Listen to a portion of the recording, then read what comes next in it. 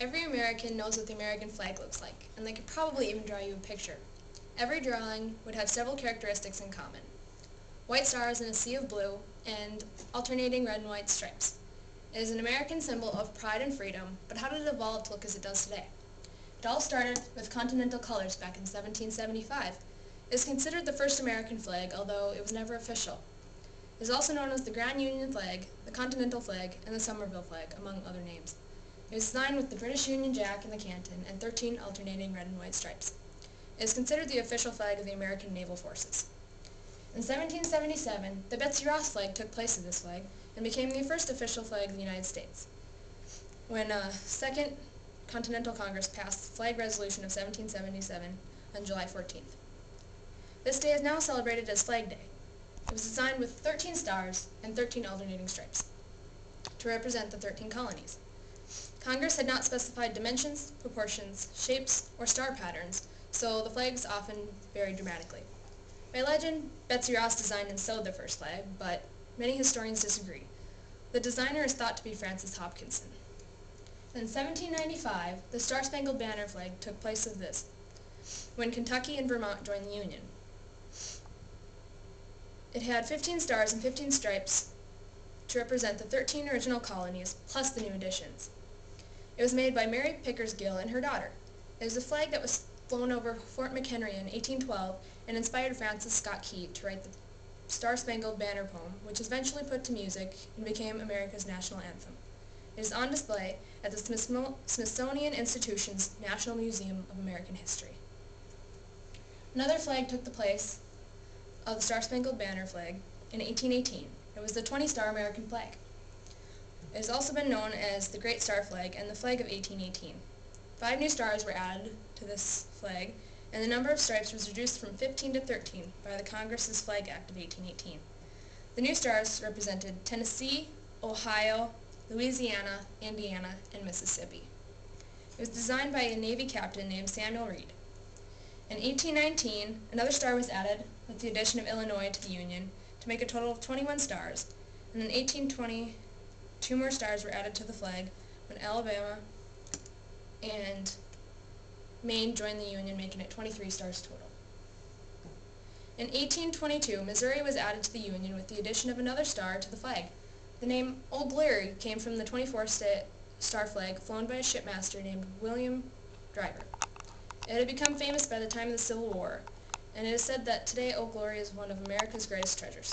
The 25th star was added in 1836 with the addition of Arkansas.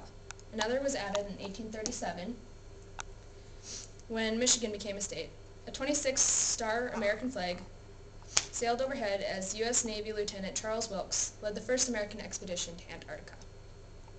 When Florida joined the Union in 1845, the 27th star was added to the flag.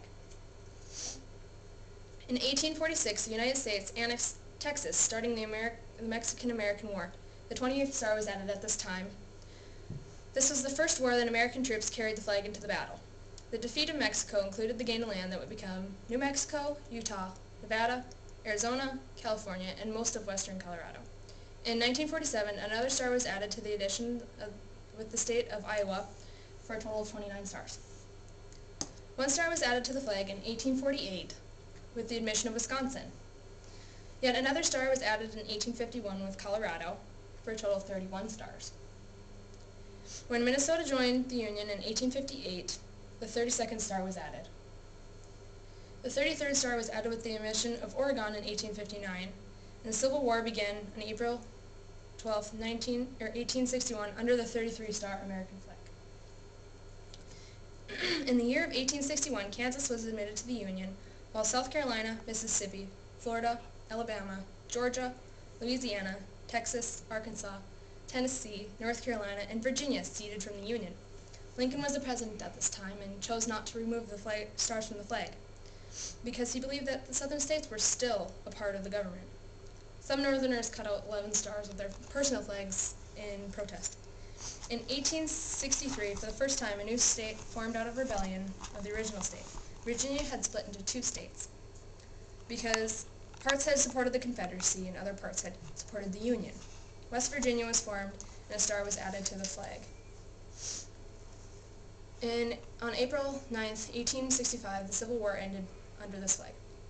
Nevada joined the Union in 1865, 3 months before the flag became official. A 36-star flag was used to cushion Lincoln's head on the evening of his assassination at Ford's Theater. This Lincoln flag is on display at the Columns Museum of the Pike County Historical Society in Milford. The 37th star was added with Nebraska in 1867, and the 38th added in 1877 with Colorado. 5 stars were added when North Dakota, South Dakota, Montana, Washington, and Idaho were added to the Union in 1890. With Wyoming, another state was added in 1891. Utah and another star were added in 1896 to total the number of stars at 45, and 46th star was added in 1908 with the addition of Oklahoma to the Union. In the year 1912, 2 stars were added to the flag with the admission of New Mexico and Arizona. President Taft passed an executive order in 1912 establishing proportions for the flag and arranging the stars in 6 horizontal rows of 8, with each star pointing upward. The flag served as the national flag for 47 years and lasted through both World Wars. It was the longest-serving flag until July 4th, 2007, when it was succeeded by the 50-star American flag. Another star was added to the admission of Alaska in 1959. President Eisenhower passed an executive order in 1959 to have the stars arranged in seven rows with 7 stars in each row, staggered horizontally and vertically.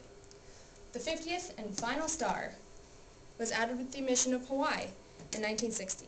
A 17-year-old named Bob Heft predicted that Hawaii would gain statehood after Alaska and designed a 50-star flag for his high school history class.